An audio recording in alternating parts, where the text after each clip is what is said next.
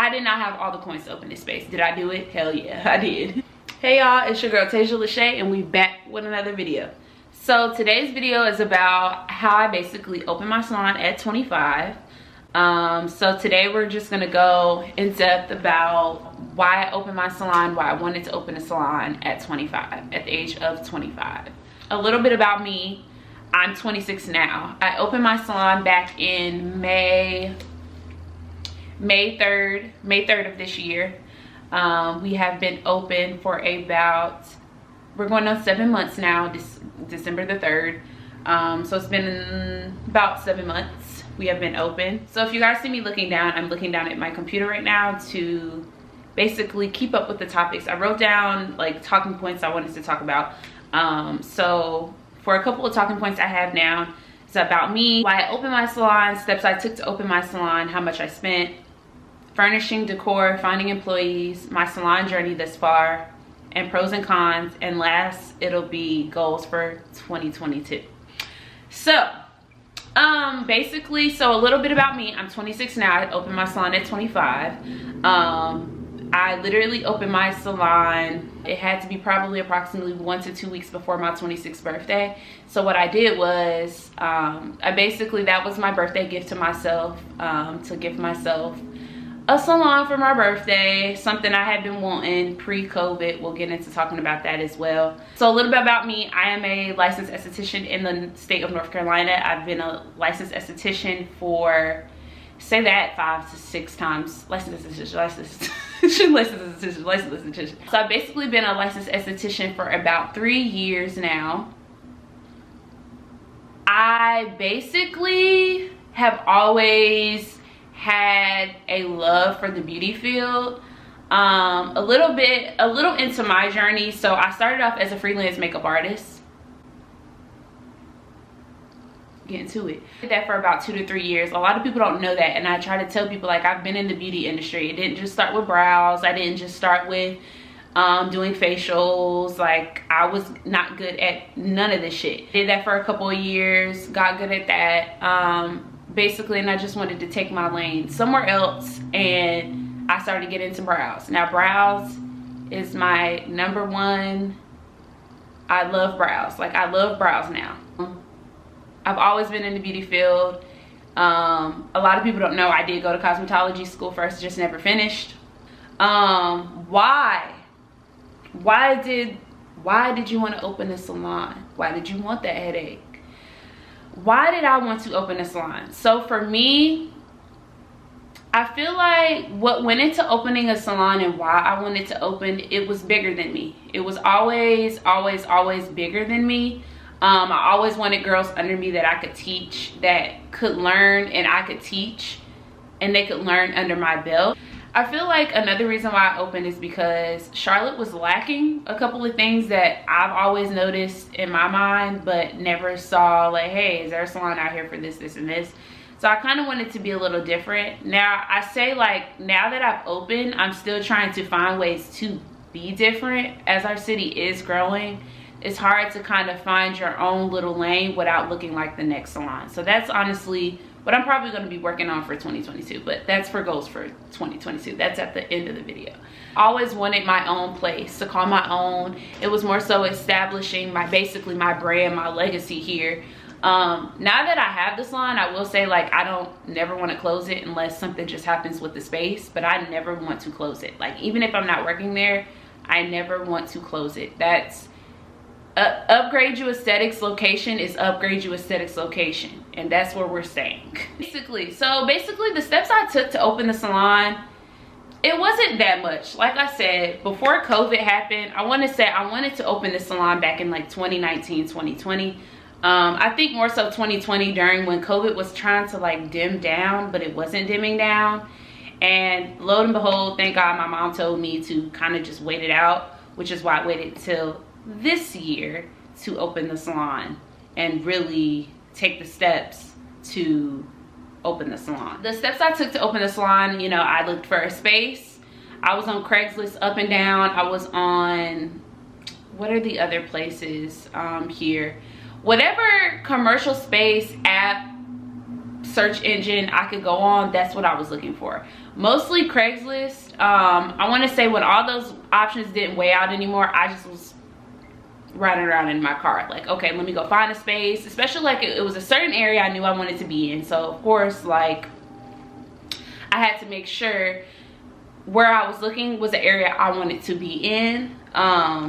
Luckily, the area that we are in now, I love the area that we are in. Like, I wouldn't trade it. It's a good, I want to say it's a good middle for our clients. I always tell people always ask me, do you like your location? Do you like where you're located? Yes, I do like where I'm located, because I feel like a lot of people can come from different parts of Charlotte to our salon. So that's why I love the location. I already had my business name. I already knew what services we were gonna offer. I had to figure out what was our hours of operation gonna be, where we're gonna be closed Mondays, where we were gonna be open 7 days a week. Honestly, initially my thought was we were gonna be a 7 days a week salon.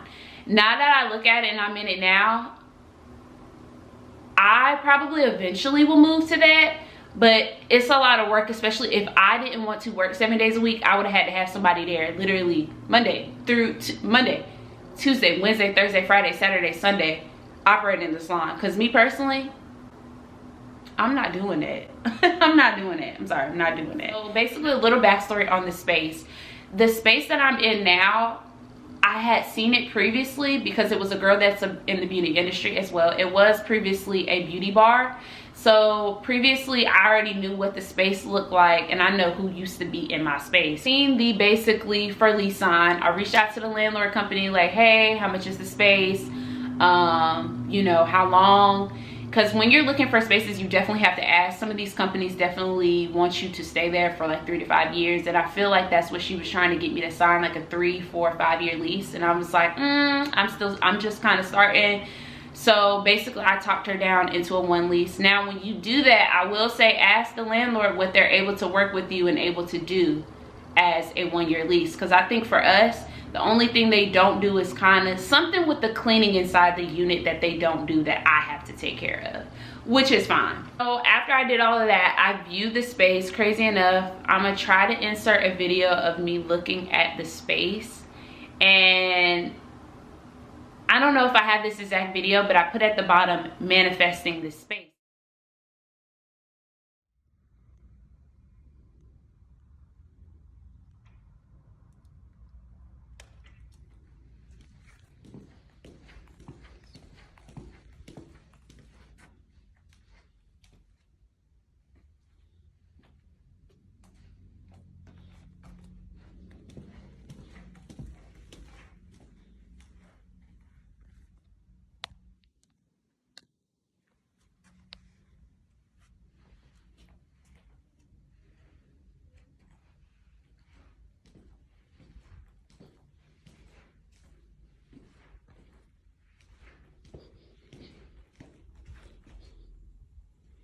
Something about manifesting. Crazy enough, I want to say that was back in February, early March of this year, of 2021, this year. I thought about it.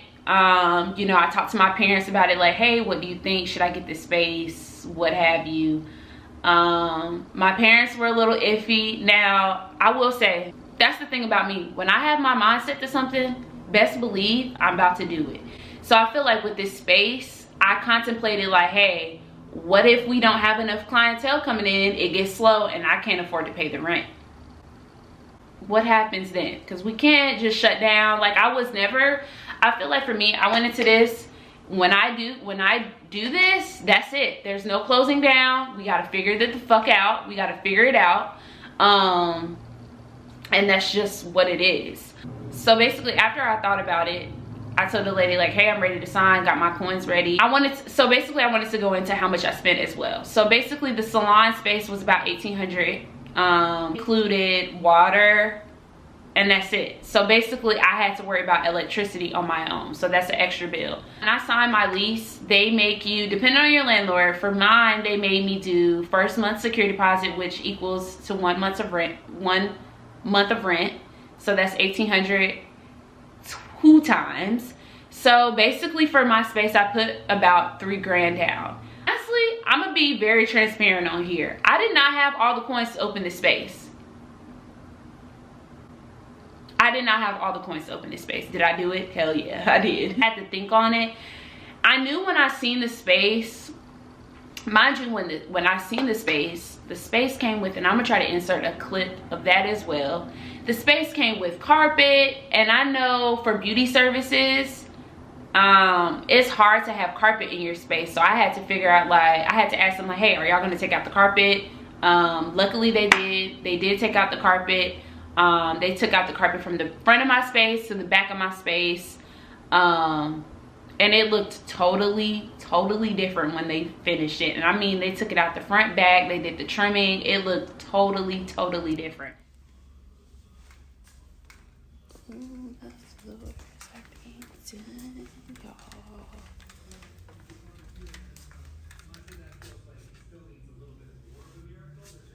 Signed my lease, paid my coins, and I swear it had to be from like March 1st to March 7th, the first week of March. I knew I had that done. And so I said, hey, you know, I'm ready to give my coins, but I don't want to open till May 1st, or, you know, in May. So that way that gave me all of March, all of April to plan, get some girls in line that wanted to work in my space, get decorated, make the switch over, tell my landlord that I was in previously that, hey, I'm moving, I need time to, I just needed time to get all the things, all the plans I had in my head together before I made that move. It took me about, from March to May, to kind of get the salon ready, get my like how I wanted to furnish it, how I wanted to do decor, all of that stuff ready. And like I said, they did pay to take the carpet up and put laminate down for me, because I needed, that carpet had to go. That carpet had to go. So that took time for them to do that. I'll try to insert a video. I feel like the best part, and was the biggest like tease for me, is when I got my sign put up at the top.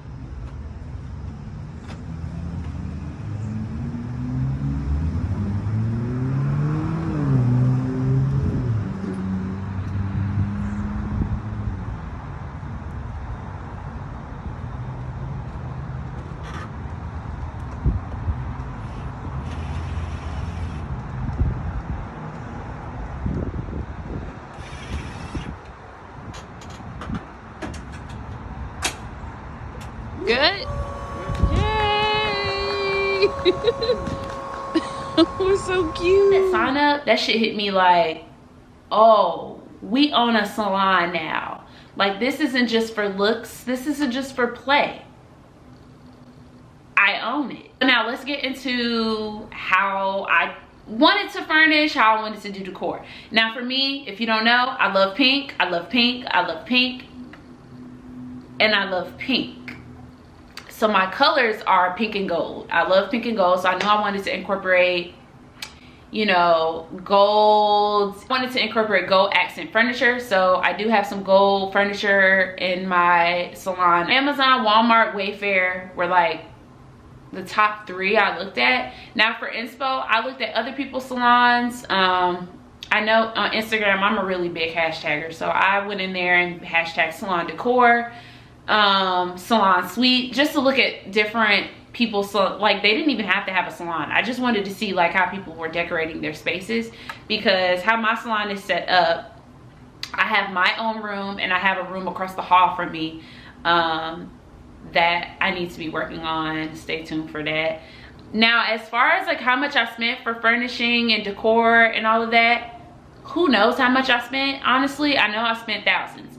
I know between that, dropping that three bands, I know from dropping that 3 bands on just to secure the space alone, I know I had to spend at least additional 2 to 3 grand on trying to furnish and decor. Mind you, that was between March and April. That's not enough time. I still got to pay my rent here. I still have to pay my salon suite rent. I still have to get supplies for the clients that are still continuously coming to me.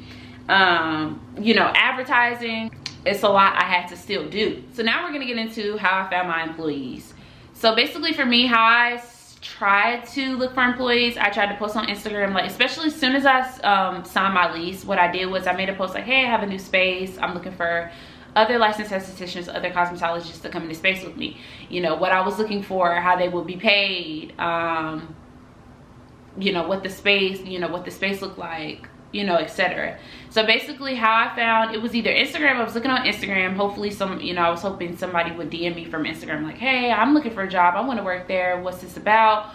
Or I know another big kicker for me was Indeed. And I still to this day, like if you are watching this and looking for employees for your salon, I mean honestly, any place of business, look on Indeed.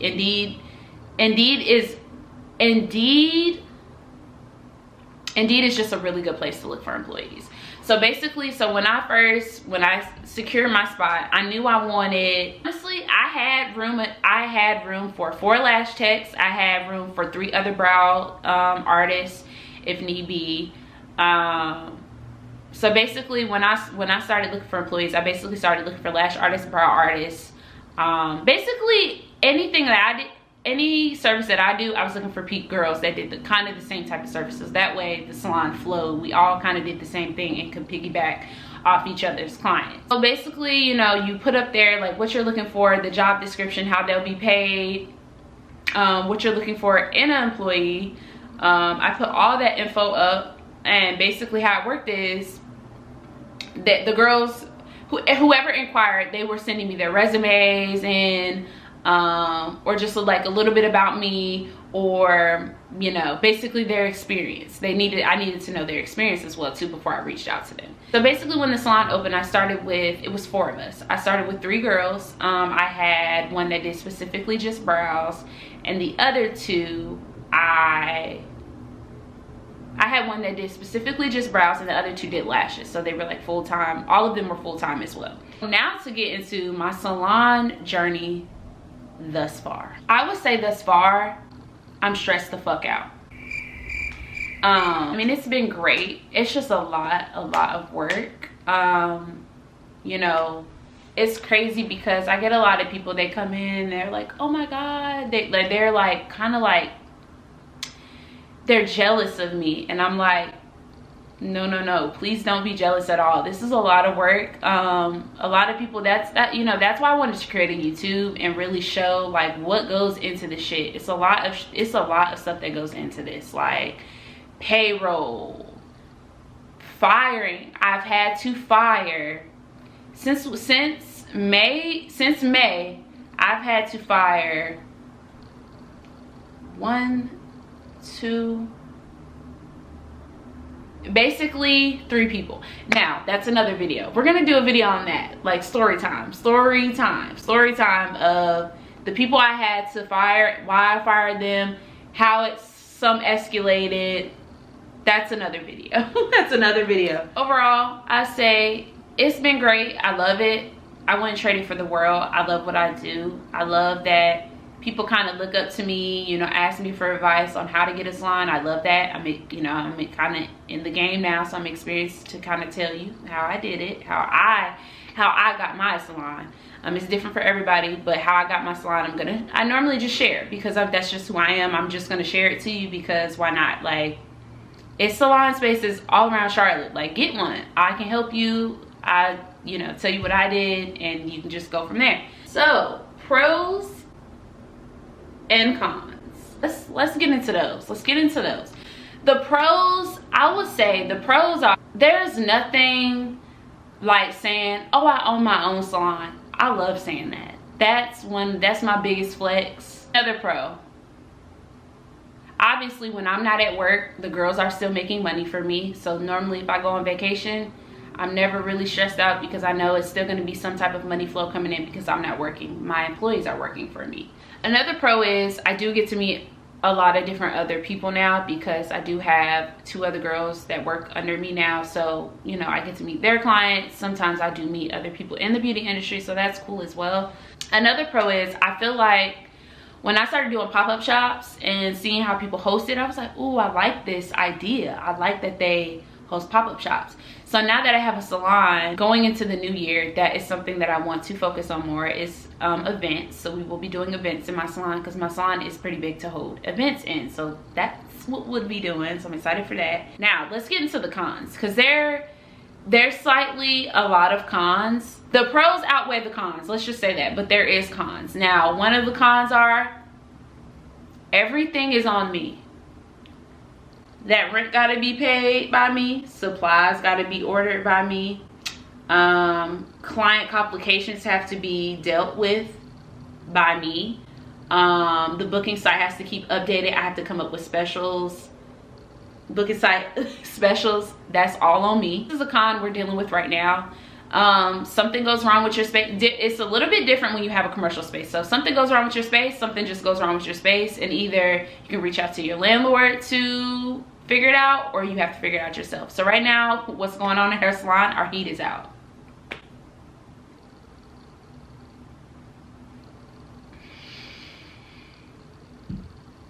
The heat is out at the salon, y'all. It's pushing December. Somebody needs to get it fixed ASAP. So it's been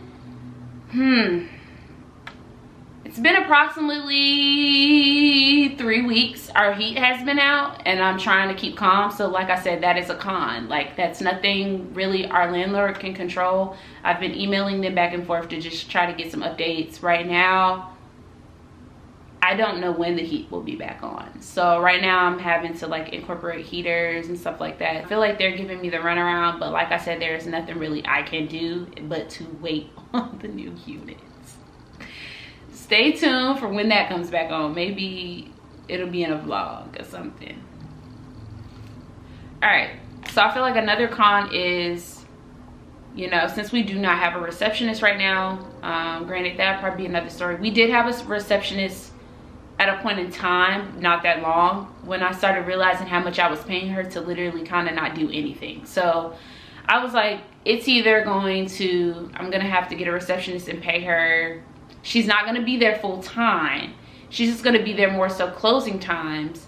And I'll handle everything else. So basically that's a con, that we don't have a full-time like receptionist right now, just because honestly I can't afford to pay someone full-time right now to be there literally the open to close every day we're open. It's just not realistic for my budget right now. So honestly, when it comes to phone calls, emails, you know, client complications, I'm like, hey girls, if it's an issue, y'all need something, please just contact me. So literally sometimes when I am like out of town on vacation, what have you, my day off, and you know they're there, I still have to be kind of doing something for the salon, which is cool. This is what I signed up for. So I don't complain, because this is kind of what I signed up for. So that can be a con, just to kind of getting overwhelming, especially like if I want to take a day off and they're still open, they still have clients. I have to still kind of just set aside my free time, whatever I'm doing, to make sure their client is okay and that they're okay, which is okay. That's what I signed up for. All right, last but not least, we're gonna go into my goals for 2022. To hire at least 2 to 3 more girls, because like I said, it's only 3 of us. So me and 2 other girls. And honestly, the salon is just kind of way too big just for us 3. So I want to hire at least 2 to 3 more girls next year. So another goal I have for next year is to incorporate teaching again. I want to start back teaching. A lot of people don't know I love to teach. I love to teach. So 2022, I'm making that a goal that I am going to get back into teaching. Don't know how I'm going to really go about it. There is some time, I'm setting aside some time in December to kind of like get what I want together for the new year. So that's what I'll be doing, but I do want to start teaching more. All in all, I love being a salon owner. I love having almost like a staple piece in Charlotte here to call my own. Like I said, that's my biggest flex. I love it. I love what I do. I love having girls under me. I don't think that'll ever change. I love being a leader. I love that. I love people that look at me as a leader. I love that the girls look up to me. That's one of my favorite things of having a salon, I will say. One of my favorite things. So honestly, I have no regrets opening my salon. I'm happy where I'm at. I'm looking to grow. Hopefully 2022 will bring me full-time employees, employees like that stay for a long time. Stay tuned for more videos about, just my salon journey, different salon instances. Maybe I'll do some story times because I've had a couple of stories so far since I've opened my salon. So we'll see where that shall head and where that shall go. Hope you guys enjoyed this video. Like, comment, subscribe, and I'll catch y'all on the next one.